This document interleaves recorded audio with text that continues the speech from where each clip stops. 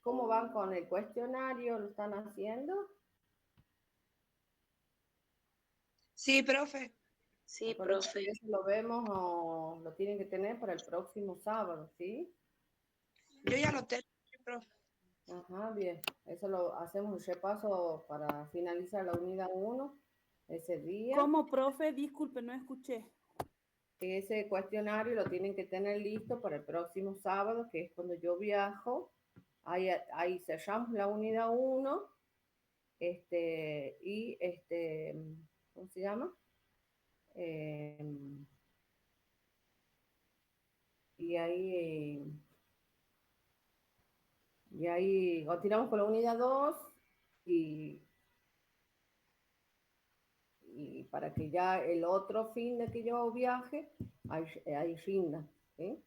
Rindan las dos unidades, ¿se acuerdan? Son tres parciales, entonces hacemos unidad uno y 2 rendimos, y después 3 y 4 rendimos, 5 y 6 rendimos. Bien, la unidad 2 habla de lo que es crecimiento y desarrollo, ¿sí?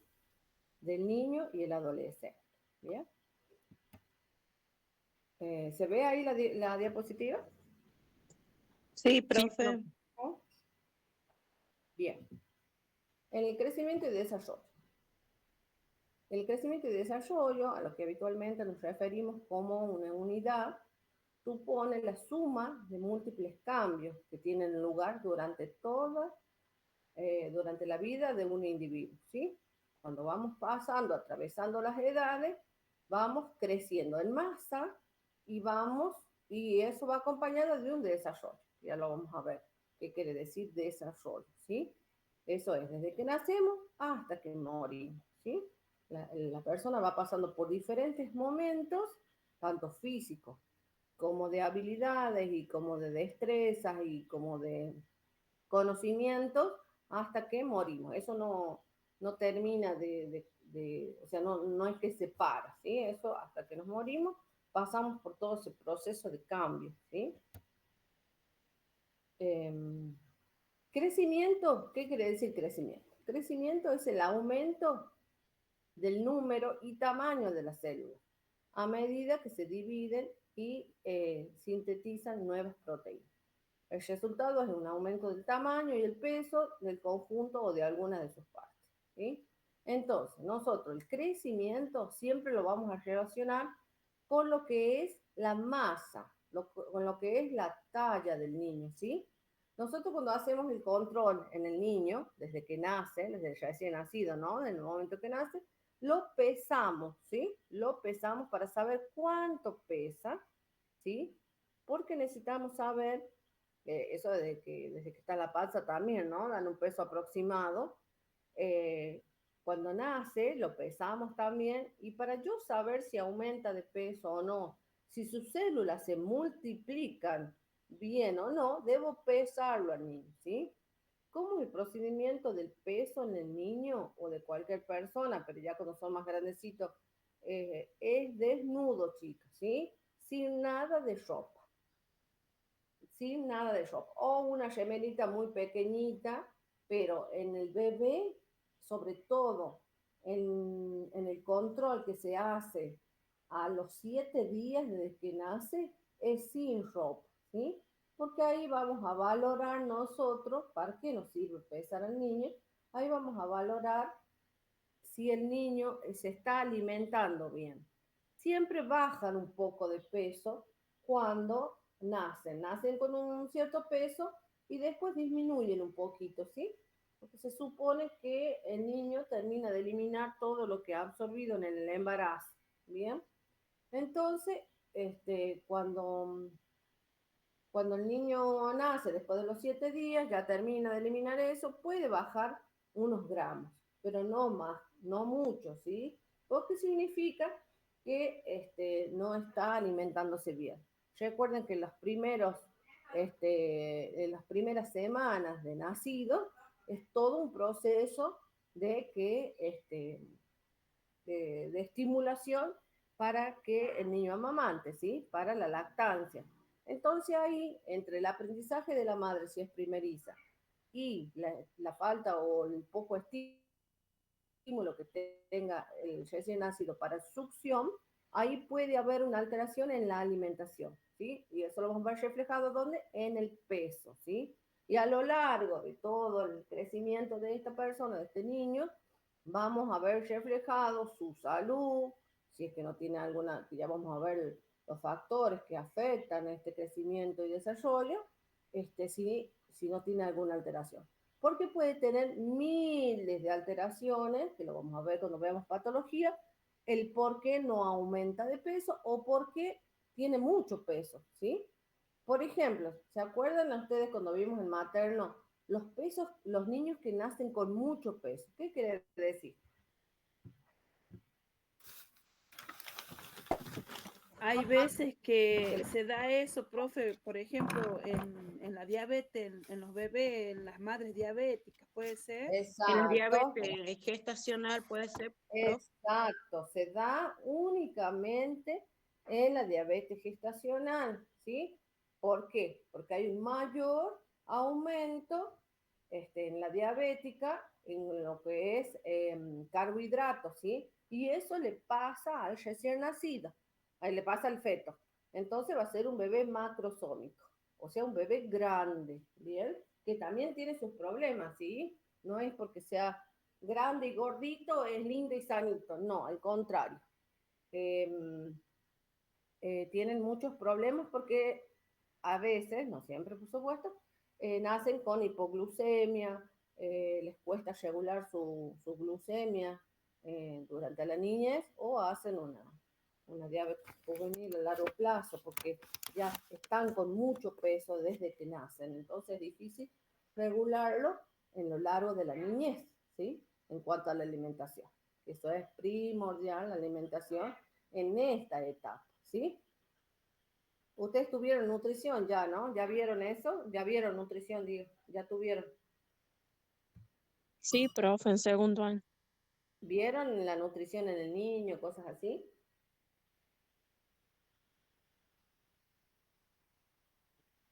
No, profe, fue más general, más en el adulto. Ah, bien. Entonces vamos a trabajar, a ver.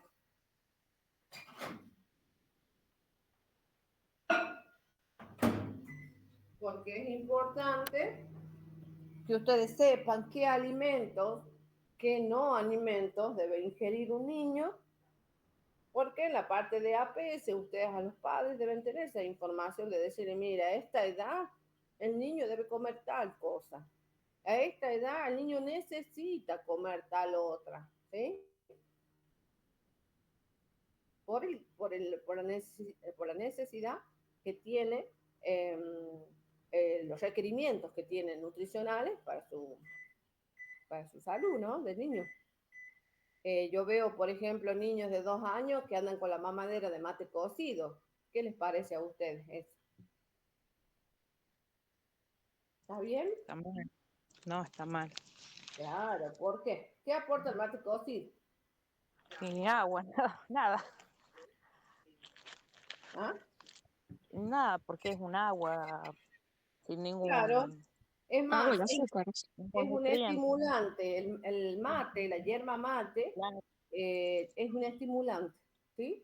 Y es, como decimos nosotros, como mal decimos, es agua sucia con azúcar, ¿sí?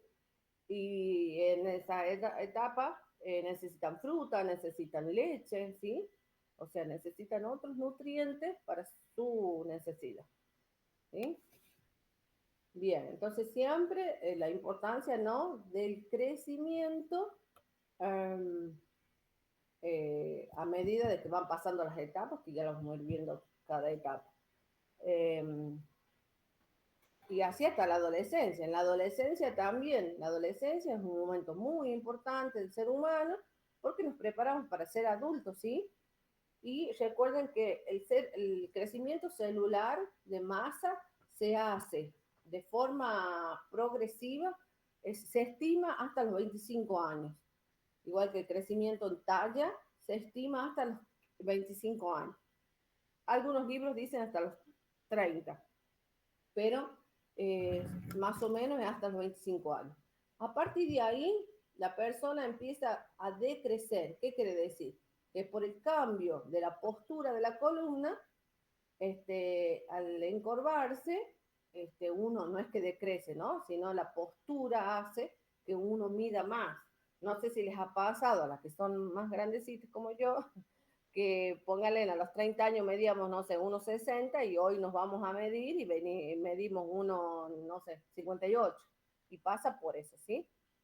El crecimiento en talla, por ejemplo, es hasta cierta edad, ¿sí? En masa no. ¿Por qué? ¿Por qué será que en masa no? Sí en talla, sí, pero en peso no. Pero ¿qué va a pasar con la persona? Porque en talla en masa seguimos creciendo. ¿Por qué? Porque después de los 40 comienza cuando aparece la menopausia en la mujer, las hormonas empiezan a hacer función y la masa empieza a crecer o a decrecer según el metabolismo. En el caso de las mujeres y de los hombres es cuando comienza la andropausia. Sí, sí, eso es importante lo que decís, pero en masa es por la obesidad, ¿sí? Si nosotros no hacemos actividad física, no hacemos una buena alimentación, todo ese carbohidrato que tenemos de más, que no lo utiliza el cuerpo, se convierte en grasa. Y por eso hay aumento en masa, ¿sí? Pero es en peso. Y se convierte en obesidad, ¿sí? Y no así en talla. No aumentamos ya en talla, ¿sí? Eso es importante que lo aclaremos. La talla crece hasta un momento y después ya no crecemos más. Y en masa sí, porque aparece la obesidad, ¿sí? Profe, acá estaba buscando algo, no lo podía encontrar, que yo me bajé unos libritos, ¿vio? Y Sí. hay que son de pediatría, y hay uno que se llama el síndrome de Cushing o algo así, que también trata la obesidad en algunos niños, en bebés. Claro, sí, sí, sí, sí. Profe, ¿eso no es por tomar corticoides?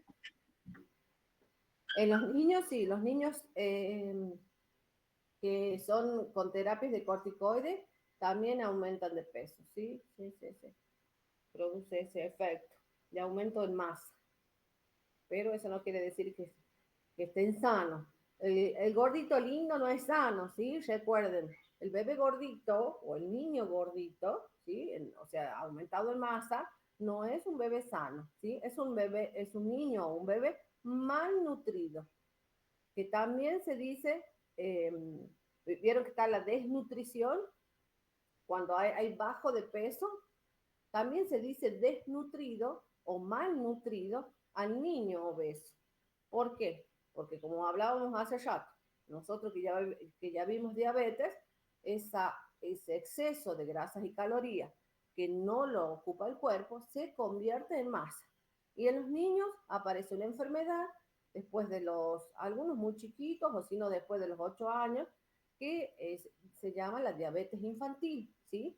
¿Y cómo aparece la diabetes en el niño? Como un debut diabético. ¿Qué quiere decir? El niño es aparentemente sano, y ojo que no necesariamente tiene que ser obeso el niño. A mí me toca un caso donde yo trabajo, una nena que murió, chicos, de un debut diabético que se llama. Aparece de forma brusca este aumento de la glucosa en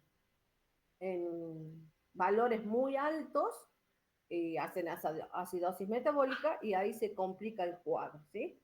Yo a donde trabajaba antes, acá en un centro primario que se llama Virgen de los Cerros en El Rioja, tuvimos una nena que ya tuvo un control previo anteriormente y le daba los valores anormales de la glucosa y la mandaron a control y los padres no le hicieron controlar.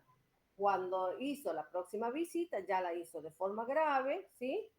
Y cuando la llevaron al hospital, la madre del niño acá, el glucómetro, que es el aparato que controla la glucemia, me daba error. Cuando hacen laboratorio, era un valor que no podían creer los médicos. Y ya era tarde, porque el niño, o cualquier persona, hace acidosis metabólica y, y se murió. Hace falla multiorgánica, alteración del medio interno, y se murió la nena. Tenía 10 años, creo, una cosa así. Muy jovencita, muy chiquita. se murió de un debut diabético. Aparece de forma brusca, que eso más adelante lo vamos a ver más detenidamente. Por eso es la importancia de que si nosotros vemos un niño obeso o exceso de peso, le hagamos una buena concientización, una buena educación a los padres, que no es por apariencia, porque siempre lo toman de una forma, ¿cómo les puedo decir?, violenta. Al padre no le gusta que le digan, o a la persona misma, no le gusta que le digan estás gorda, ¿sí? Lo toman por la apariencia. Uno tiene que ser muy cuidadoso en decirle al padre, su hijo tiene alteración en el peso, y no es por la apariencia, sino por su salud, y explicarle todos los factores que afectan si el niño está obeso, sobre todo el debut diabético, ¿sí? Profe, Sí. ¿y cuánto pesaba aproximadamente la niña? No, era flaquita, ¿ustedes saben? No era obesa. La nena esta no era obesa. Sí, pero tenía una mala alimentación, tenía antecedentes de los padres diabéticos, ¿sí?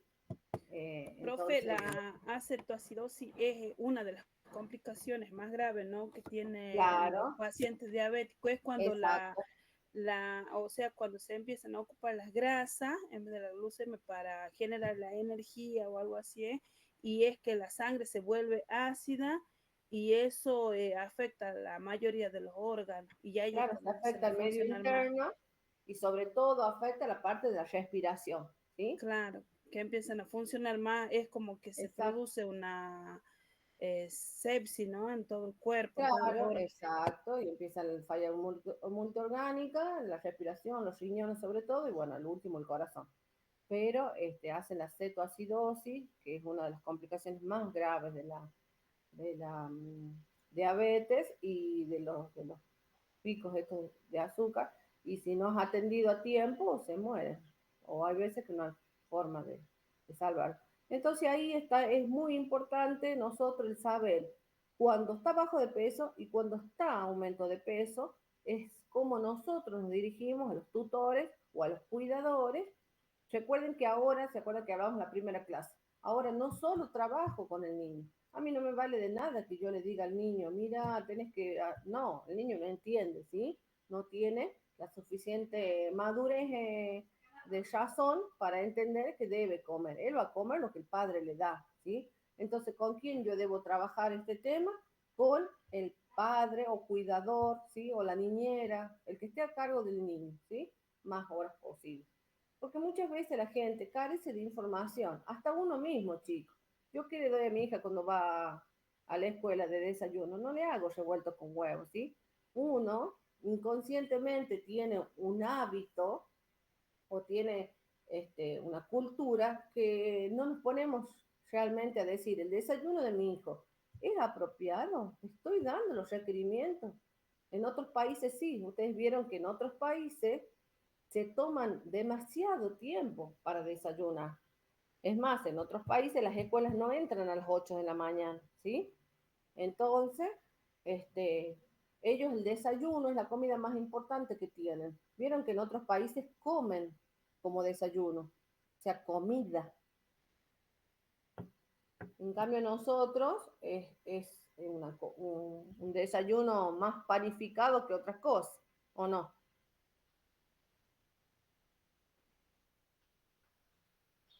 Sí, profe. Hasta el país vecino, que es Brasil.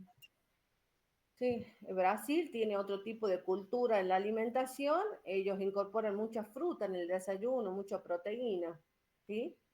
Frijoles y ese tipo de cosas. En cambio nosotros, el típico pan con café, cuando uno va a tomar un café, hay que pedir café con leche con media luna. ¿Qué aporte tiene ese desayuno? ¿Tiene aporte ese desayuno?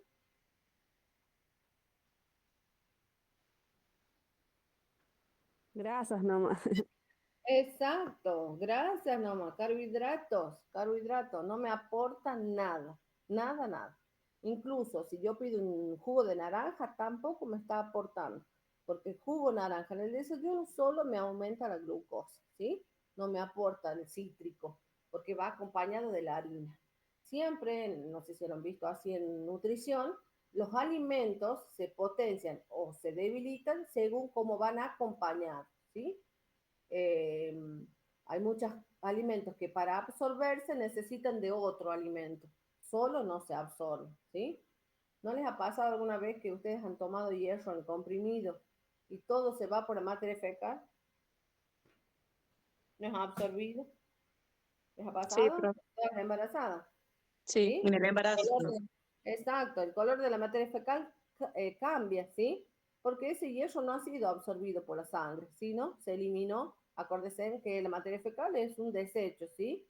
Entonces se ha ido todo el hierro por ahí. ¿Por qué? Porque nadie nos dice o no hay una buena información de cómo debo tomar ese hierro. ¿Con qué va acompañado el hierro? No sé si alguna vez les dijeron. ¿Les dijeron? No, profe. Va acompañado con un cítrico, ¿sí? Con un jugo de naranja. La forma que el hierro se va a absorber es con el cítrico. ¿Vieron que ahora está de moda el tema de tomar cúrcuma? Las proteínas de la cúrcuma, qué sé yo. ¿Qué dicen que hay que tomar junto con la cúrcuma para que se absorba? Pimienta y limón. Exacto, que sin la pimienta negra, la cúrcuma no se absorbe en el cuerpo. Bueno, así es con los alimentos también, ¿sí? Un alimento necesita ser acompañado de otro para poder absorberse, ¿sí? O no hay un buen equilibrio en los alimentos tampoco. Como siempre hablamos, el plato del niño debe estar lleno de colores, porque en cada color es el tipo de vitamina que hay, ¿sí? Vitaminas, minerales, nutrientes. Entonces, hasta lo hacemos atractivo el plato del niño, pero debemos tener una buena promoción de la alimentación en los cuidadores. Los padres les aseguro que no saben cómo combinar la alimentación. Con los colores, ¿sí? El amarillo, el zapallo, la papa, tiene que tener todos los colores el plato y dicen que es nutritivo, ¿sí? Bien. Entonces nosotros debemos eh, tener el conocimiento, por eso estudiamos nutrición, qué alimento, según el requerimiento de la edad del niño, ¿sí? Entonces yo debo darle la información al padre. El padre no tiene por qué saber, ¿sí? Eso siempre lo tengamos en cuenta. El otro no tiene por qué saber, porque no está, nosotros estamos del lado de la educación, ¿no? Nosotros somos personas que nos estamos formando, entonces sí me enseñan esto, lo otro. Pero las personas normales, comunes, no tienen por qué saber, ¿sí? Por ejemplo, a mí me dicen, cómo se hace una casa, y no la voy a saber, porque aparte no tengo por qué saber cómo se hace una casa, ¿sí? No es un conocimiento común que debo tener. Así pasa con la alimentación de los niños, ¿sí? El padre o el tutor no tiene por qué saber qué alimento tiene que tener. Para eso estamos nosotros profesionales, para guiarlo en qué alimento debe, que necesita según la edad, ¿sí? Y cuál no. Porque, por ejemplo, les dan nenes de, no sé, 4 meses, 5 meses, les dan cítricos. Y los cítricos producen alergia en los niños, ¿sí? Igual que el tomate, ese tipo de cosas. Produce alergia. Y se está por acabar la reunión. Sí, ¿Me profe, parece? 15 minutos, ¿Sí? dice. Ah, bueno, si se corta esa, ya les paso otro, ¿sabes? Ahí voy a generar otro, así seguimos. Bien, ¿estamos ahí en cuanto al crecimiento? ¿Sí? Sí, Sí, profe. profe. ¿Algo para aportar en cuanto al crecimiento? ¿Que quieran aportar? Profe, en cuanto a la Sí. lactancia, si la madre está anémica o desnutrida, en el momento de darle el pecho al bebé, ¿eso también no le ayuda a aumentar el peso o no tiene nada que ver? No altera, no altera porque la única contraindicación para no dar lactancia es la medicación que puede llegar a estar tomando la madre, ya sea antidepresivos, anticonvulsivantes, o que la madre esté en periodo activo de SIDA. Sí, eso lo vimos en Mater, ¿de acuerdo? Entonces, no está contraindicada la lactancia cuando está desnutrida la persona. Anémica, no. Bien, ahí les paso el otro link si se llega a cortar. Profe, una pregunta que no sé si es un mito, que la alimentación de nosotros, o sea, de la madre, tiene que ver con los gases que le producen al bebé y todo eso. Exacto, porque Esa era mi duda, no sabía si era un mito o era cierto. No, es cierto, porque todo lo que yo alimento le paso al bebé, ¿sí? Todos los nutrientes que yo incorporo le paso al bebé. Y si yo incorporo alimentos que van a producir inflamación intestinal, le paso al bebé, ¿sí? Yo no puedo comer pancho, por ejemplo. ¿Qué incorporo con el pancho? Como hablábamos recién. Pura carbohidrato, pura contaminación, ¿me entiendes? Porque eso, los aderezos y todo eso son contaminación que yo entro a mi cuerpo. Lo mismo con las gaseosas. Esa leche va a tener más grasas y más, no sé, más contaminación que cosas sanas, saludables. Sí, eso es una verdad, no es un mito. Por eso en las primeras semanas, que es lactancia exclusiva y es la leche más importante, se cuida la alimentación de la madre. No se come ningún alimento que pueda inflamar. Incluso cuando están lactando, con la medicación, no pueden tomar algunas medicaciones porque pasa por la lactancia, ¿sí?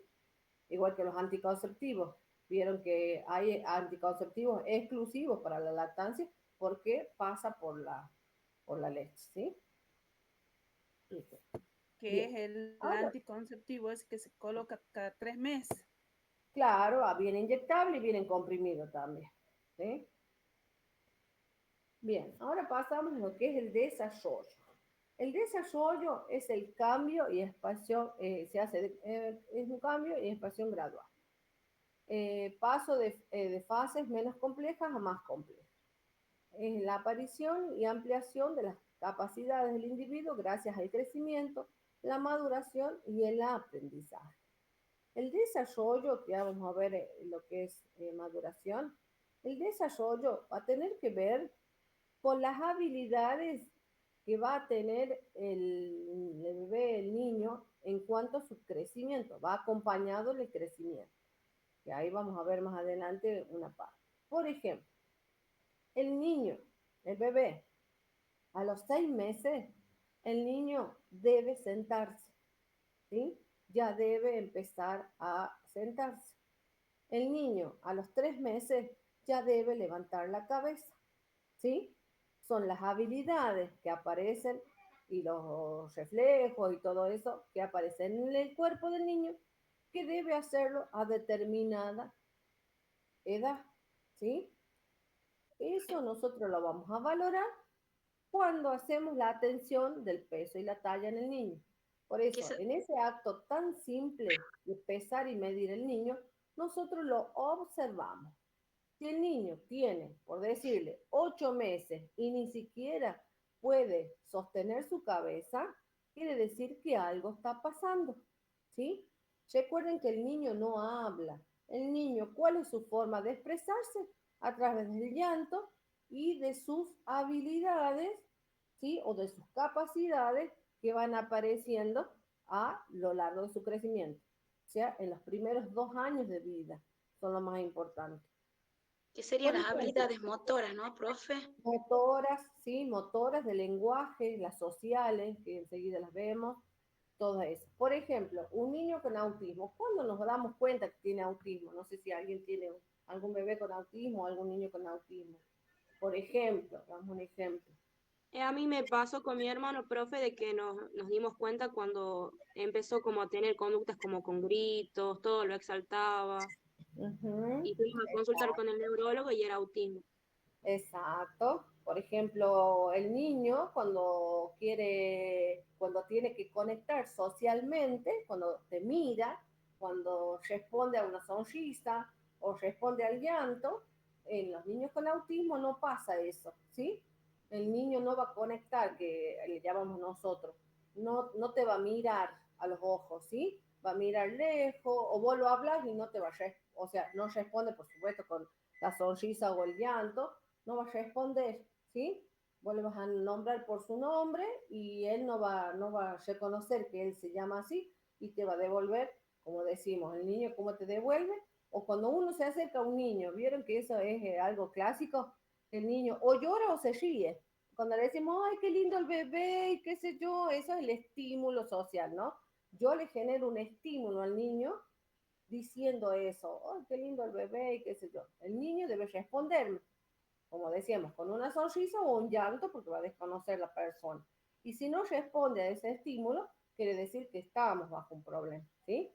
Por eso, el desarrollo lo vamos a medir de forma gradual, como dice ahí, expansión gradual, en los cambios que va surgiendo de acuerdo a la edad, ¿sí? De acuerdo a la edad del niño, va a aparecer algo nuevo en sus habilidades, ¿sí? O en sus capacidades que tiene. Por decirle, el niño al año y medio, que también tiene que ver los juguetes que se hacen en esa edad. Supuestamente debe tener la habilidad motora fina, que le llamamos. Vieron que a esa edad les damos juguetes para encastrar. Tiene que ver con eso, con el estimular el desarrollo en el niño, ¿sí? Estimular Profe, esa habilidad, que uno la ve simple, pero es muy importante. Sí. profe, disculpe, también es muy importante en los niños el control de la mollerita, ¿no? Yo, por ejemplo, conozco a un niñito que él tenía 11 meses, todavía no se le había cerrado la mollerita o algo así, ¿eh? Y bueno, lo derivaron, tuvo controles y todo y tiene problemas neurológicos y todo eso. Claro, sí, sí. No me Eso, acuerdo cómo se llama eso, profe, no recuerdo, pero es cuando no se cierra bien la mollerita. sí, eso va en la exploración física, que también lo vamos a ver, que nosotros debemos valorar al niño. En este momento, ¿no? Que lo pesamos, lo medimos, es nuestra exploración física. Debemos ver incluso, se detectan alteraciones a nivel óseo en las caderas de los niños, de los bebés, cuando lo vamos a medir, que tienen una piernita más larga que la otra, ¿sí? Y ahí detectamos que tiene un nombre, que es como si fuera una dislocación en la cadera. Que eso tiene que ver en la postura que ha tenido el bebé cuando estuvo en el embarazo, ¿sí? Luxación, ¿no es? Luxación de cadera, Sí, yo creo que es algo luxación. así. Eso lo vemos también más adelante cuando vemos patología. Que les ponen como un pañal grande, como que les abren las piernitas un poquito para que eso se, se corrija, ¿sí? O les saben poner doble pañal también. O les hacen como una prótesis, por así decirle, pero es de tela, que les abren un poquito. Y eso lo detectamos nosotros, las enfermeras, cuando lo medimos, ¿sí? Supuestamente, la técnica, que se lo van a ver en los trabajos prácticos, ustedes deben ponerlos en una camilla rígida, en una camilla o en algo rígido, para medirlos. Tenemos el pediómetro, no sé si lo vieron ustedes cuando fueron a pediatría o en un centro primario, el pediómetro. Entonces, un extremo se pone en la cabeza del bebé y el otro se estira bien las piernitas, se presiona las rodillas para que el bebé no tienda a levantar, ¿sí? Y se miden los dos pies, porque lo que hacen por ahí es agarrar una sola piernita, la estiramos y le medimos con el talón, no en punta, sino en 90 grados. Y ahí no detectamos esta irregularidad. En cambio, si nosotros medimos las dos piernitas, ahí vemos que una piernita está más larga que la otra, va a medir diferente. Entonces ahí también es una oportunidad para detectar precozmente estas alteraciones y poder resolverlas. Si no, si dejamos pasar, ¿qué va a pasar con este niño? Va a tener dificultades a la hora de aprender a caminar, ¿sí? No va a poder sostenerse en sí y se va a caer todo el tiempo, se cae. ¿Cómo se detectan algunas alteraciones motoras en los niños cuando empiezan a caminar? Porque se cae todo el tiempo, ¿sí? Se cae, se cae, se cae, se cae. Entonces ahí, por eso es importante el control de niños sanos, ¿sí? El control de llevarlos al pediatra, ¿bien? Para prevenir estas alteraciones, ¿no? que tomadas a tiempo son niños normales, más adelante, ¿sí? Pero cómo vamos a detectar es a través del control, ¿sí? Del control e ir viendo al niño, debemos observarlo, ¿sí? O la persona que lo cuida debe observar algunos cambios o algunas, como decíamos, algunas habilidades que tiene que ya hacer y no las hace, ¿sí? Por eso es importante que el niño gatee, ¿sí? No saltar ninguna etapa, de ninguna habilidad. No pretendamos que los 2 meses gatee, porque no va a gatear, ¿sí? A los 3 meses sí va a levantar la cabeza. A los 6 meses sí ya va a empezar con el estímulo de sentarse él solito, ¿bien? A los 8, 9 meses ya va a tener el estímulo del gateo, ¿sí? Obviamente que el desarrollo no es igual para todos los niños, pero sí hay un margen, ¿sí? No es que yo digo, no pretendan sentar a un niño como yo veo, ay, mi hijo se sentó a los 3 meses, malísimo si se sentó a los 3 meses. ¿Por qué? ¿Qué va a pasar si el niño se sienta a los 3 meses? Por decirles una barbaridad. ¿Qué va a pasar con ese niño? Pensemos. Y no está preparado su cuerpito para sentarse, digamos, los huesos. ¿Qué hace la mayoría con los niños? Con los bebés, ¿qué hace? Mira, dice, ya se para. Y no saben el daño que les hace, ¿sí? Dice, mira, el bebé ya se para. O uno mismo que los para las piernas, ¿vieron? Cuando son chiquitos, los paran. ¿Qué pasa con las caderas de ese bebé? ¿Tiene la fortaleza para sostener su cuerpo? No. No, profe. Exacto. No tiene. Claro, los huesitos, como la masa muscular, todo se va, o sea, desarrollando a acuerdo a su tiempo. Por eso es como que es sistemático. Por ejemplo, a los 6 meses le da de comer. Después, bueno, como usted dice, a los 8 meses ya se sientan solo, al año, después del año, año y medio empiezan a caminar y todo eso. ¿Que hay niños que lo pueden hacer antes? Sí, por supuesto. Sí, Por ejemplo, sí, hay por niños ejemplo, que al año ya han caminado, pero no puedo pretender que a los 7 meses camine, ¿sí? Que puede ser que pase, sí, por supuesto, pero uno en 1.000.000. ¿Sí? La obesidad también en los desarrollo niños. bastante rápido, entonces de pronto a los 8 meses ya te he caminado, pero no a los 3 meses, ¿sí? No barbaridad. Escucho por ahí que dicen, no, mi hijo, no. Igual que no le demos de Conozco un comer a los 3 niñito, meses. profe, Ah, que él empezó a caminar tarde, 1 año y medio, porque era obeso, era muy gordito, entonces no podía caminar, el peso no le permitía caminar, y las exacto, piernitas es como que se le habían exacto. también, como por decir, no me acuerdo cómo se llama esa enfermedad en los niños, que se deforman las piernitas, por la obesidad era por lo mismo. Exacto, porque su cuerpo no está preparado para sostener tanto peso.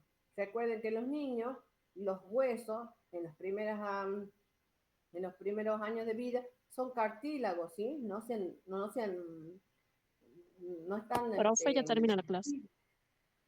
Ya terminé. Bien. Nos conectamos a la otra entonces. Va finalizando. De 10, nos conectamos a la otra, entonces en el otro link que les paso. ¿Sí? Sí, profe. Maduración sería entonces el aumento en la competencia y adaptabilidad. Envejecimiento suele usarse para describir un cambio cualitativo. Cambio en la complejidad de una estructura que posibilita el comienzo de su funcionamiento. Funcionamiento a nivel más avanzado. A ver, ¿alguien quiere entrar? Bien. Y diferenciación es el proceso por las que las células y estructuras en etapas iniciales se modifican y alteran sistemáticamente para adquirir propiedades físicas y químicas específicas y características. Se utiliza en ocasiones para describir el paso de grupo específico, paso de actividades y funciones desde más simples a las más complejas. ¿Sí? ¿Qué factores influyen en este crecimiento y desarrollo? Decíamos que el crecimiento es el aumento de tamaño, peso y estatura, y el desarrollo es la maduración de las funciones físicas, cognitivas, emocionales y sociales de una persona. Están determinados por varios factores internos y externos que interactúan entre sí. Como decíamos nosotros hace rato, todo este crecimiento y desarrollo va a haber factores que influyen en que se dé este proceso normal, ¿sí? Por ejemplo, los factores biológicos va a ser, primero, la herencia genética, ¿sí? Determina características físicas, como la talla, el color de la piel, la predisposición a enfermedades, ¿sí? Que hay enfermedades que son heredadas, el color de los ojos, ¿sí? El tamaño, o si hay alguna acromegalia, como el enanismo, por ejemplo. Edad y sexo, el ritmo de crecimiento varía en etapas. Tenemos, acá hay varios autores que lo dicen, lo desglosan en más, pero acá lo desglosan en 4 etapas. Lactancia, niñez, pubertad y adultez, ¿sí? Hay otros libros que lo desglosan más etapas, que está bien, ¿sí? Hablan de una prepubertad, hablan de un adulto mayor y en fin. Pero todas va a estar bien. Salud y enfermedades, las infecciones, enfermedades crónicas o trastornos hormonales pueden retrasar el crecimiento, ¿sí? Nutrición, una alimentación balanceada es esencial para el desarrollo físico y cerebral. Era lo que hablábamos la vez pasada, en la clase pasada, que decíamos que como hay personas que no pueden llegar a tener ni un sentido común ni un razonamiento lógico en cuanto a ocuparme de las enfermedades. ¿Se acuerdan que hablábamos de eso? Pero tiene que ver con esto, ¿sí? ¿Qué tipo de alimentación tuvo en su infancia o qué tipo de alimentación tiene actualmente, pues ese niño, sobre todo ahora que estamos viendo niños, para poder desarrollar esta habilidad, digamos, cognitiva para poder llegar a entender algo, ¿sí? Y ahí también vemos nosotros, cuando valoramos esa parte, si se aparece alguna enfermedad, ¿no? Como ahora los trastornos de conducta o los autismos, o los espectros, o los trastornos que aparecen en la parte cognitiva, ¿sí? Los factores ambientales, las condiciones socioeconómicas, el acceso a una vivienda, educación, servicios de salud e higiene, impactan también en el desarrollo. Recuerden que el desarrollo mucho tiene que ver con el estímulo externo a donde vive ese niño, ¿sí? Y es un niño que está tiradito en una colchita, que no tiene atención del adulto, que no tiene estímulo, va a ser un niño que va a tener un desarrollo lento o no va a tener desarrollada alguna de las habilidades, ¿no? Por sí solo, recuerden que el niño, el lactante, es una persona dependiente, ¿sí? Dependiente. Sobre todo el lactante depende del adulto o del cuidador, de la persona a cargo, para poder vivir, ¿sí? Y el estímulo es una de las cosas que es muy importante en los primeros años de vida. Recuerdo que los primeros años de vida es, los dos primeros años de vida del niño son los más importantes, ¿sí? Que es cuando se forman, porque las estructuras no se terminan de formar, ¿sí? Entonces hay una falta de maduración cognitiva del cerebro, de sus órganos, hasta llegar a los 25 años, ¿bien? La cultura y el ambiente familiar, la estimulación temprana, que es lo que estamos hablando, juegos, mediante el juego, el afecto, el apoyo, influyen en el desarrollo emocional y cognitivo.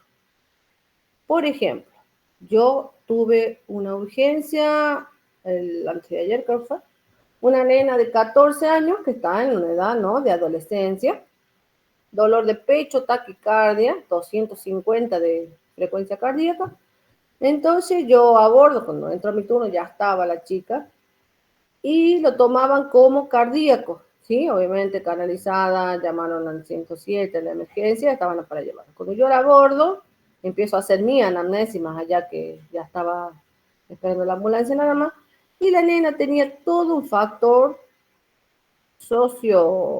familiar, sociocultural, socioeconómico, bastante complejo, ¿sí?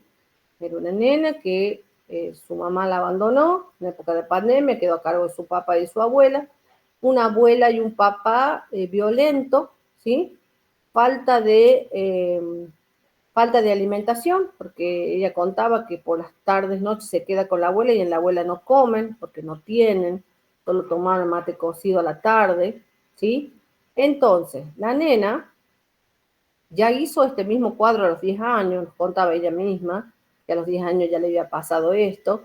Era todo como una crisis de ansiedad, ¿sí? Una de los profesionales que estaba ahí le dice, ¿tenés teléfono? No, dice, porque yo rompo las cosas cuando me enojo. O yo no tengo amigas, ¿sí? Vean ustedes todo el contexto, desde muy pequeña, que sufre esta nena y cómo termina, ¿sí? O cómo pasa su proceso de adolescencia. ¿La va a pasar bien? No, ¿sí? Todas esas carencias que tuvo afectivas, socioafectivas, va a expresar una conducta de agresión hacia mí misma, hacia sí misma y a otros.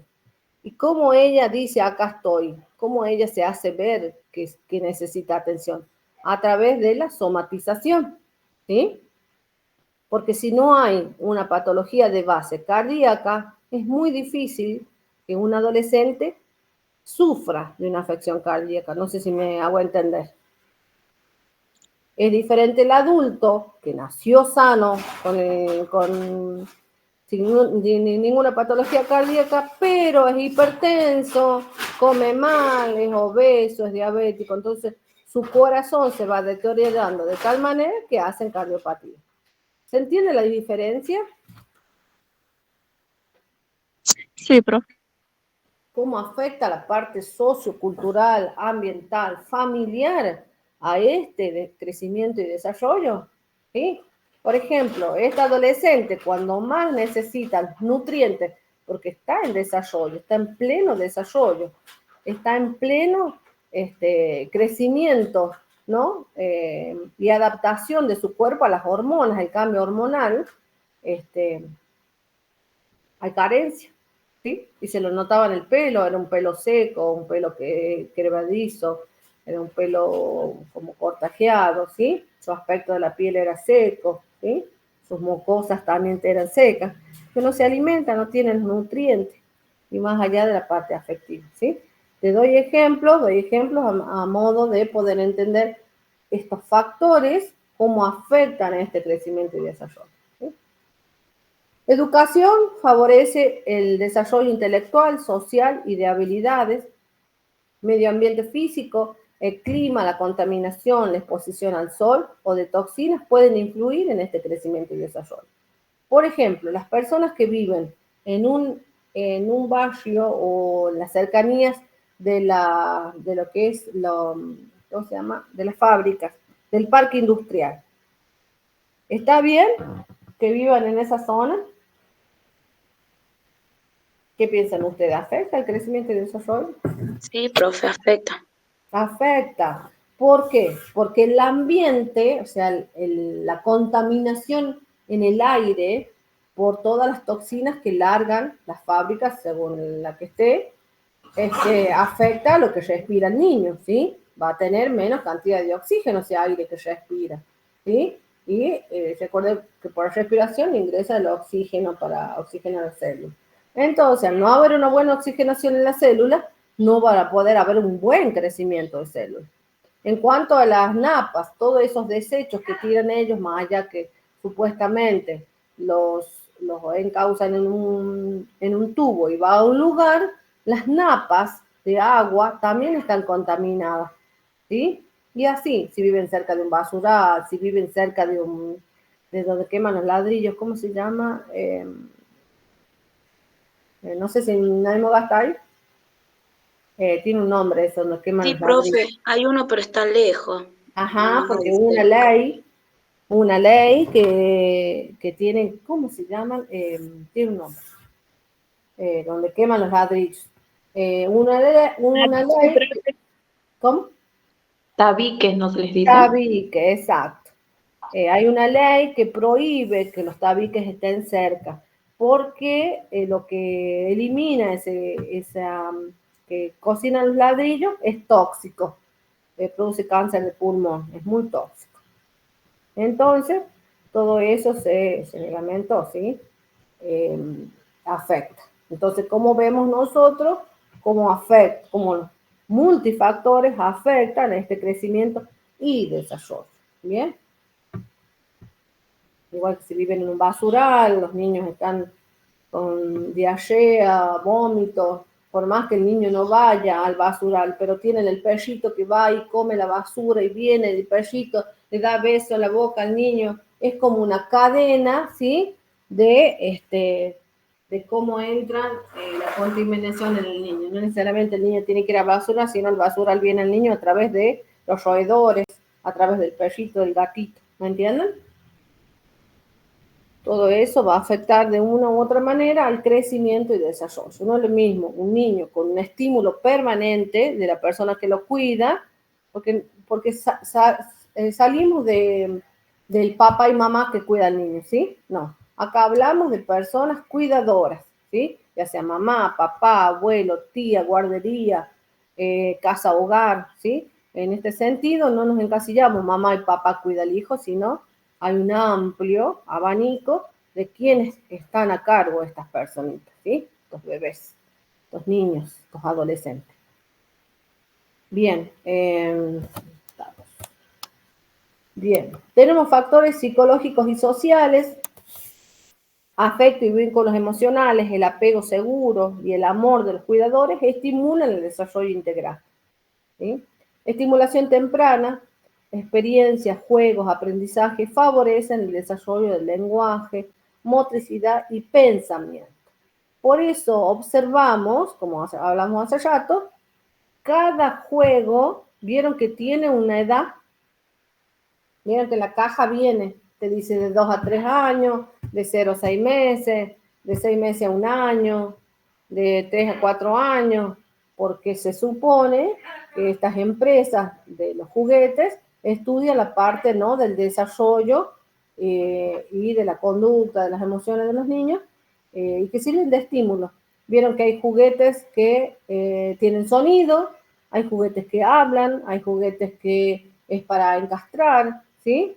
Y así, hay juguetes para movilizar, vieron que para ciertos años ya les dan el caminador, que les llaman, o juguetes con ruedas para estimular la marcha, ¿sí? Todo eso tiene que ver con la estimulación temprana. Relaciones sociales, la interacción con pares y adultos contribuyen al desarrollo de habilidades sociales y emocionales, ¿sí? Por eso los niños deben estar en contacto, no solo con niños, sino con adultos también, con otros adultos que no sean los cuidadores, ¿sí? Y acá tenemos entonces el cuadro de resumen de que tenemos los factores internos y los factores externos que influyen en este crecimiento y desarrollo. Los internos serían los biológicos, que es la genética, edad y sexo, salud y enfermedad, hormonas, constitución física y el metabolismo, ¿sí? Y los factores externos tenemos la nutrición, las condiciones socioeconómicas, el ambiente familiar, la educación, el medio ambiente físico y las relaciones sociales. Recuerden que hay factores modificables y no modificables. En este caso, ¿cuáles son los modificables y los no modificables? ¿Qué factores yo puedo modificar y qué no puedo modificar? A ver, pensemos. Por ejemplo, la nutrición, lo social. Claro, los factores externos yo los puedo modificar, los internos no, ¿sí?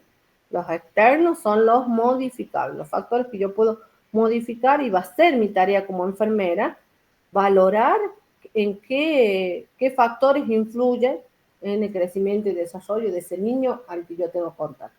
Sobre todo cuando trabajamos en APS, en los centros primarios de salud, que sabemos dónde vive, que sabemos el entorno, que tenemos entrada al barrio, ¿sí? Y así. Entonces, con esos factores nosotros vamos a trabajar, ¿sí? Con factores externos en el crecimiento y desarrollo. Bien. Las características del desarrollo del lactante, vamos a empezar por el lactante, en el desarrollo físico y motor. Hay un crecimiento rápido en peso y talla, sobre todo durante el primer año, ¿sí? De 0 a 3 meses hay un control progresivamente de la cabeza, que era lo que estábamos hablando nosotros. Los movimientos reflejos, ¿sí? De 4 a 6 meses, el bebé ya es capaz de voltearse, se siente con apoyo y recoge objetos. Ya empieza a agarrar cosas, ¿sí? O agarrar el pelo a la madre, la ropa, ¿sí? Ya empieza con el estímulo de la aprehensión, o sea, de la manito, de recoger y de apretar cosas con la manito, ¿sí? Ahí, profe, en esta etapa creo, si no mal recuerdo, es cuando ellos identifican su manito, o sea, exacto, empiezan a jugar con su manito. Claro, ¿sí? O la su piecito. encuentran, no me sale la palabra. O su piecito, también. Sí, sus pies van conociendo su cuerpito, digamos, que tienen manito, que tienen piecito, van ya, ya se empiezan a identificar como ellos fuera de la madre, ¿sí? Porque hay todo un contexto ahí en que la separación, ¿sí? De la madre con ellos y con la teta también, que ellos piensan que la teta es una extensión de ellos, ustedes saben. Ellos no piensan que la teta es de la mamá, no. Y relacionan con los olores y con la audición. Por eso ellos quieren estar con la mamá, porque desde la panza reconocen la voz de la mamá, ¿sí? O de la persona que los cuida, ¿no? Entonces, por ejemplo, yo tengo una hermana más chica que tiene el mismo timbre de voz mío, el mismo. Entonces mi hija, hasta el día de hoy, la sigue mucho a mi hermana y de bebé se quedaba con mi hermana, ¿sí? Es por el timbre de voz que tenemos el mismo. Entonces, ¿qué pasa? ¿Por qué el bebé llora cuando lo dejan? Porque la voz no es reconocida por él, porque él reconoce solo la voz de su mamá, ¿sí? Porque cuando son bebés recién nacidos, no tienen desarrollado bien la visión. Entonces ellos no reconocen todavía los rostros, la cara, ¿sí? Solo son sombras para ellos, pero sí reconocen la voz de la madre. Por eso cuando otros lo alzan o cuando otros hablan o cuando los dejamos en las guarderías tan chiquititos, es ese despegue feo con llanto, ¿sí? Porque desconoce el timbre de voz de la madre. Esto es grande rasgo, ¿no? Recuerden que ustedes tienen que profundizar, en cada mes pasa un montón de cosas, ¿sí? De 7 a 9 meses se sienta solo, gatea, empieza a ponerse de pie con apoyo. De 10 a 12 meses puede dar pasos con ayuda, inicia la marcha independientemente. De 12 a 24 meses camina solo, hasta puede correr, sube escaleras, manipula objetos pequeños con mayor precisión, ¿sí? Esto es a grandes rasgos. Es para nosotros decir, listo, a los de 7 a 9 meses el niño ya tiene que sentarse solo. Y si yo tengo un niño que tiene 12 meses y no se sienta solo es porque algo está pasando, ¿sí? Bien, después tenemos un desarrollo cognitivo, reconoce voces y rostros desde los primeros meses. Explora el mundo con la boca y las manos, ¿sí? Todos se llevan a la boca, ustedes vean. Entiende relaciones de causa-efecto, tirar un juguete y ver que se cae, ¿sí? O también el llanto, si lloro vienen, ¿sí? Si lloro me dan la teta, ¿bien? Eso también. O si golpeo cosas, llamo la atención del otro. Eso es en cuanto a la relación causa-efecto. Desarrolla la permanencia del objeto hacia los 8 o 9 meses, que hay algo. El lenguaje, a los 6 meses ya hay un balbuceo, a los 12 meses empiezan las primeras palabras, mamá, papá, cosas simples, no, sí. A los 18 o 24 meses las frases de 2 palabras y cada vez hay un aumento en el vocabulario, que va a depender, por supuesto, también del estímulo externo que él aprenda. Por eso se dice que al niño, al bebé, hay que hablarle bien, no hay que hablarle con diminutivos. ¿Qué hacemos los padres cuando empiezan a hablar los niños? ¿Qué vocabulario usamos? Vocabulario de bebé. Exacto, exacto. Y no existe un vocabulario de ROE, ¿sí? Existe un solo vocabulario.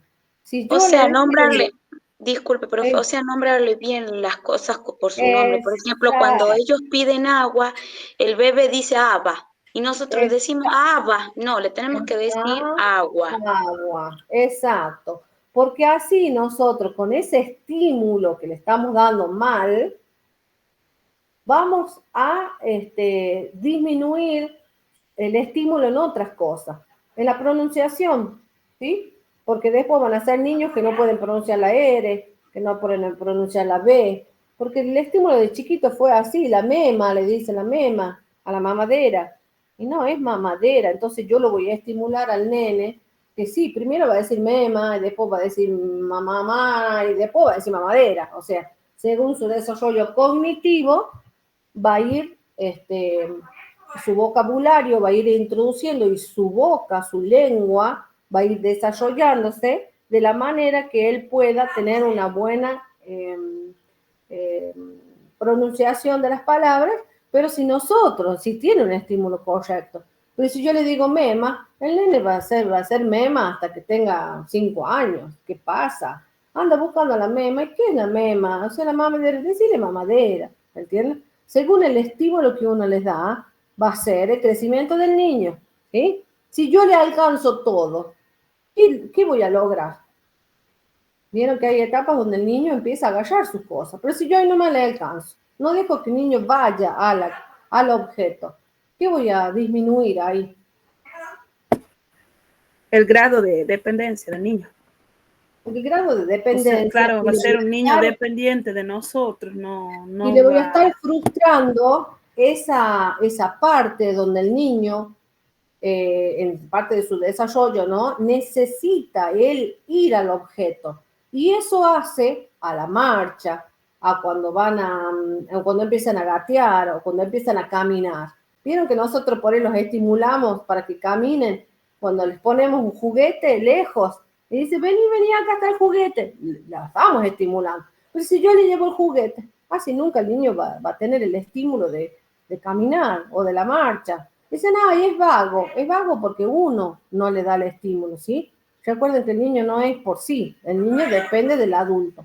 Entonces, la forma de crianza que tenga el niño, la forma de desarrollo que tenga el niño solo depende del adulto, ¿bien? La alimentación solo depende del adulto. Nosotros tenemos consultas con niños de diarrea, vómito, y es que come muchos chocolates. Y nosotros decimos, ¿el niño compra el chocolate? No, el niño no tiene la capacidad de ir a un kiosco y decir, deme todos los chocolates. ¿Quién le compra el chocolate? Nosotros, profe, los padres. Exacto. ¿Quién compra la galletita? ¿Quién compra la chocolatada? ¿Quién? O sea, lo que nosotros tenemos en la casa de alimentación y de despensa va a ser la alimentación que va a tener el niño. Porque si el niño ve frutas en la heladera, ¿qué va a comer fruta? Pero si el niño ve galletas con chocolate, va a comer galletas con chocolate, ¿sí? En ese sentido, seamos conscientes de lo que uno come. Cuando salimos, ¿qué le damos? Papa frita. El niño va a comer lo que uno le da, el niño no va, y después va a querer papa frita, por supuesto, porque es un alimento adictivo, es un alimento sabroso, es un alimento que el niño ya está acostumbrado a comer, ¿me entiendes? Eso hay que hacer ahí que es una conducta, ¿no? Una conducta de hábito, pero tiene mucho que ver con el contexto donde vive el niño, ¿bien? ¿Cómo puedo decir? Y la lógica que uno usa en la crianza del niño, ¿bien? Por ejemplo, yo cuando mi hija era chiquita, yo en una época fui naturista, que quiere decir que yo no consumía ningún producto que sea de supermercado.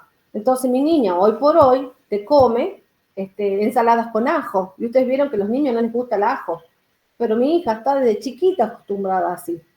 Entonces ella, es natural que coma una ensalada con ajo, o con cebolla, o qué sé yo, por decirles, ¿no? Un ejemplo tonto.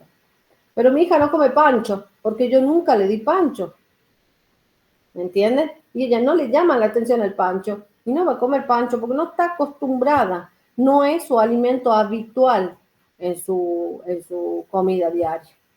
Eso tiene mucho que ver con el adulto, ¿sí? Con el estímulo que tiene desde chiquito. No voy a pretender yo ahora, con 13 años que cumple mi hija, decirle, no sé, ella está acostumbrada a comer, no sé, gomita. Y hoy le voy a decir, no, sacarle la gomita, ¿qué voy a fomentar en ella? Rebeldía, enojo, porque le estoy sacando un alimento que yo misma le compré, ¿sí? Entonces, si yo quiero modificar las conductas, tienen que ser modificables de a poco. Una conducta que yo genere, ¿sí? El niño no genera. El niño va a tomar lo que tiene a la mano, ¿sí? Lo que tiene más cerca. El niño no va, aunque hay niños después de los 10 años, sí, van al kiosco, pero va a depender del estímulo que tuvo de chiquito, ¿sí? Bien. Por ejemplo, profe, yo tengo un negocio acá en casa y tengo una niña de 9 años. Sí. Y me ha costado muchísimo enseñarle a no comer las galletas, el chocolate. Por ejemplo, ella se le había hecho una costumbre a veces por cuestiones de trabajo, ¿no? También de nosotros, que me era más fácil darle un juguito y una galletita a las tardes. Exacto. Entonces ahora no, le voy enseñando a que si tiene hambre se tome la leche y se haga, no sé, un pancito con mermelada o algo y de eso. Una ensalada de fruta. Que es difícil también, claro, también muchas veces es culpa de nosotros, ¿no? De las ocupaciones, de los tiempos. Exacto, es el contexto donde vive el niño. Si nosotros vivimos estresados, con poco tiempo, falta de organización también, ¿sí? Organización en cuanto a la comida, lo digo por experiencia propia, ¿no? Yo soy mal organizada en cuanto a eso. Y la falta de organización nuestra hace que la comida de nuestros niños esté mal. Hasta uno mismo come mal. Es el sándwich de miga a la tarde y con eso lo soluciono media cena, una cosa así. Claro, como decía usted también hace rato para la escuela, ¿no? Por ejemplo, acá estamos acostumbrados a darle un jugo y una galleta en vez de darle fruta. ¿Qué aportamos? Carbohidratos y azúcar, nada más. Claro. En las escuelas de a poco ahora van incorporando eso, por ejemplo. Claro, la escuela de ella los jueves son días de fruta, por ejemplo. Exacto, es una ley que hay en los kioscos de las escuelas que tienen que ser kioscos saludables, o sea que tiene que haber la opción de la fruta. Tiene que haber la opción de la fruta. Y también no es mandarles la manzana así nomás o la banana así nomás, ¿sí? Es también hacerles una ensalada de fruta que sea de varios colores, no líquida, porque de pronto la práctica del niño va a voltar todo líquido, pero sí sólida en la fruta en sí mismo, y así de poco le van a hacer un hábito, que no quiere decir que de vez en cuando sí tengan un permitido de una galleta o algo, aunque ahora vienen algunos productos que son naturales, ¿sí? O uno mismo les puede hacer las galletas para los niños más caseras, sin tanto, ¿cómo se dice? Recuerden que los alimentos son alimentos procesados, ¿sí? Son alimentos que pasan por un montón de procesos, por eso son alimentos procesados. Un montón de procesos. ¿Qué quiere decir? Que tienen aditivos, que tienen colorantes, que para conservar ese alimento por tanto tiempo tienen minerales pesados. Y eso todo le estoy yo dando a mi niño, ¿sí? Todo eso lo estoy envenenando a mi niño. Y el exceso de calorías ni hablar. En la clase de nutrición hablábamos eso con el profesor, que yo, o sea, no sé, para mí, no personalmente, yo creo que una de las tantas enfermedades que se da en adultos y niños es porque ahora la mayoría de los alimentos vienen procesados, como usted dice, enlatados, y uno se imagina todo lo que le ponen para que una lata, por ejemplo, de sardina, de atún, dure 3 años, 2 años, todo lo que lleva, todo lo que le metemos al cuerpo, vulgarmente decía. Exacto, y para nosotros también nos sirve. Hoy por hoy tantas enfermedades, que insulina resistencia, que diabetes, que tanto cáncer, que también dicen que el autismo es un multifactor y las causas no se saben, pero también dicen que es la alimentación o la madre estuvo expuesta a agentes teratógenos que se llaman, o sea, agentes dañinos en el proceso cuando se forma el cerebro del bebé. ¿Recuerdan que hablábamos que los 3 primeros meses son los meses más importantes, que cuando se está formando el bebé? ¿Y cuáles serán esos agentes teratógenos? son todos los metales pesados, todos los químicos, esa mezcla que hacemos, el detergente y la lavandina, ¿sí? Las radiaciones, el celular, todo lo que no vemos, todo lo que es la energía, ¿cómo se dice? En aire, no la vemos, pero existe. Todos dormimos con el celular en la mesa de luz, ¿o no? Sí, En la eso almohada a genera, veces, sí. claro, eso genera radiación, eso genera una energía que no está buena, ¿sí? O en la casa tenemos todo eléctrico, desde la pava. Hagamos hervir el agua en la cocina con fuego, no eléctrica, ¿sí? No es lo mismo.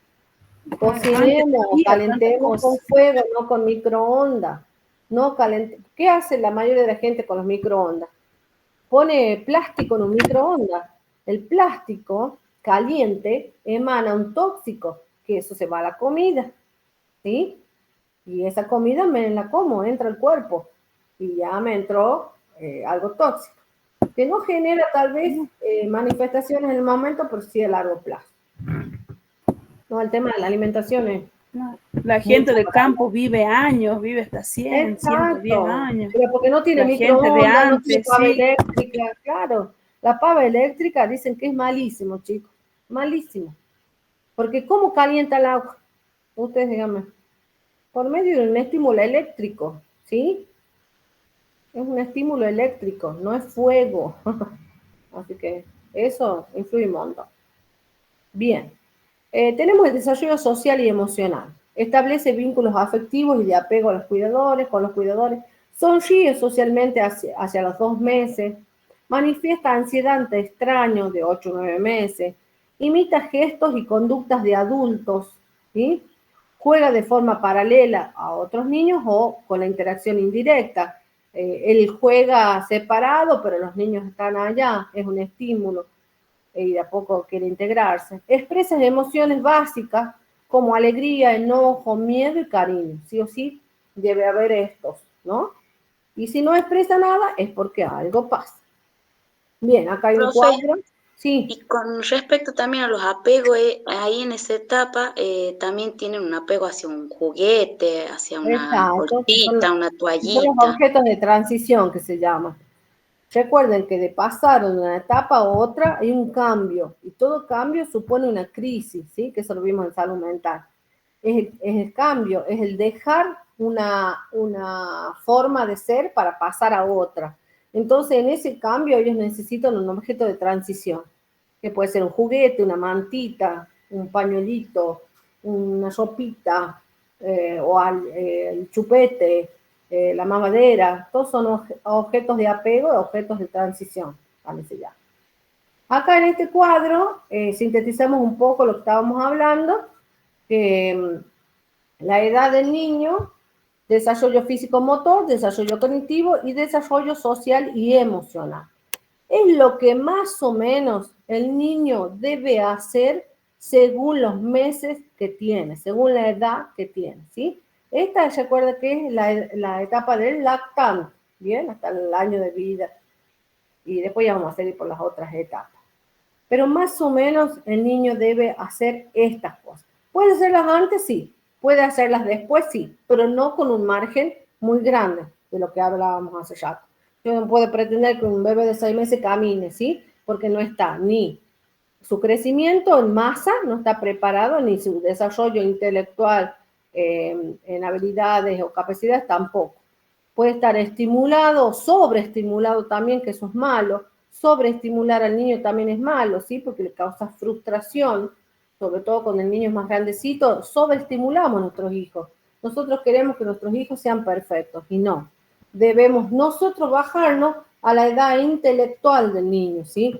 Yo no voy a pretender que el niño a los 12 meses multiplique por 100 porque no, su desarrollo cognitivo no le va a permitir, ¿sí? Nosotros caemos en eso también. Nosotros queremos que el niño se porte bien. El niño no se va a portar bien, ¿sí? El niño se porta. Bien o mal lo caracterizamos nosotros. Le ponemos nosotros el tilde positivo o negativo. El niño explora, ¿sí? El niño explora. El niño está creciendo. ¿Y cómo va a crecer? ¿Y cómo va a tener esa habilidad madurativa? Haciendo, ¿sí? Entonces, en ese hacer va a estar esta parte que nosotros decimos, el niño se porta mal, ¿sí? Porque hace cosas que para nosotros nos interfiere en la limpieza, en la actividad, en que no podemos salir a la casa de una amiga porque tocan todo, porque está conociendo el niño, está explorando, ¿sí? Nunca debemos pretender que el niño piense como nosotros. Nosotros tenemos más de 30 años, ¿sí? Tenemos una edad, un desarrollo cognitivo que nos permite entender, madurar y razonar a los 30 años. Un niño de 5 o 6 años no lo sabe, ¿sí? Entonces eso también nosotros debemos dar pautas cuando hablamos con los tutores o las personas a cargo, dar pautas de crianza. Porque su desarrollo cognitivo, pónganle a los 3 años, no tiene razón de poder saber si esto está mal o no. Él lo va a hacer porque está conociendo, está explorando, está ganando habilidades. ¿Sí? Estamos hasta ahí, vamos entendiendo cómo es todo esto. Vieron que es diferente a lo que nosotros estamos acostumbrados a ver en las otras enfermerías. ¿Sí? ¿Estamos? Sí, profe, estaba analizando y tiene un poco que ver también con la teoría de Freud y de Piaget que nos proponen el desarrollo psicosocial y cognitivo. Sí, sí, Freud también él hace una clasificación en cuanto a las etapas. En cada etapa tiene que pasar algo, ¿sí? Y tiene mucho que ver en la edad adulta esa. Pasamos por una etapa fálica, por una etapa oral, ¿sí?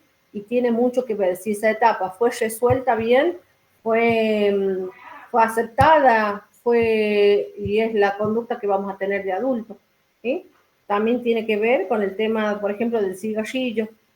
La adicción al cigarrillo, si en la etapa oral de niño fue resuelta de la mejor manera. ¿A qué referimos oral? En el niño pasamos por la teta, ¿sí? Si ese destete fue positivo o negativo, ¿de qué forma yo lo desteté al niño? ¿Sí? ¿De forma brusca o de forma cariñosa? ¿De forma progresiva o de forma de un día para el otro? ¿Sí? Entonces eso está en el inconsciente, que se va a reflejar cuando somos adultos. Siempre yo digo, que la vez pasada les decía también, lo que somos de adultos tenemos que ver qué pasamos de niños. Que hoy en día las terapias que hacemos, se centran mucho en la niñez. ¿Cómo fue tu niñez? Son las conductas de adultos. ¿Sí? Y pasan en estas etapas. Cómo dejé la mamadera, cómo dejé el chupete, cómo dejé la teta, cómo aprendí a caminar, quién me llevó a la escuela, quién me esperó, quién estuvo en el acto de la escuela, me atendieron, no me atendieron, me buscaron, se olvidaron de mí. Dice que olvidarse un niño en la escuela es el peor dolor que puede tener el niño, porque es su primer sentimiento de abandono. Sí, porque cuando es adolescente tiene el trastorno de abandono. Sí, exacto, y tiene que ver con lo que pasamos de niño, o las separaciones que hay, los divorcios que hay de los padres, o la separación brusca en cuanto a lo que he tenido de niño, se refleja cómo abordamos una separación de adultos, ¿sí? Por eso la niñez es tan importante, tan importante. Bueno, chicos, hasta acá llegamos entonces. Y bueno, la próxima clase que sería el 6 de septiembre, presencial. Terminamos la unidad 2, cerramos con la unidad 1, preguntas, guía para el examen. ¿Sí? ¿Estamos? Sí, profe. Bueno, profe, muchas gracias. Muy bien. Gracias, profe. Muy linda clase, profe. De 10. Por supuesto, usted tiene que profundizar, ¿no? Esta parte de lo que es, de lo que estuvimos hablando. Hay mucho para profundizar. Me di cuenta, profe, de todos los trastornos que tengo, porque cuando era chiquita... Exacto. No, mentira. Pasa. Yo descubrí por qué no resolvía o me costaba tanto mis separaciones de adulta, porque de niña sufrí el abandono de mi padre. Y yo no lo relacionaba así. Exactamente. Sí. Yo no lo relacionaba así, y la psicóloga me hizo entender eso. Entonces tenés que saber lo que está de niño para poder resolverlo de adulto. Profe, sabe que eso le iba a decir. Conozco una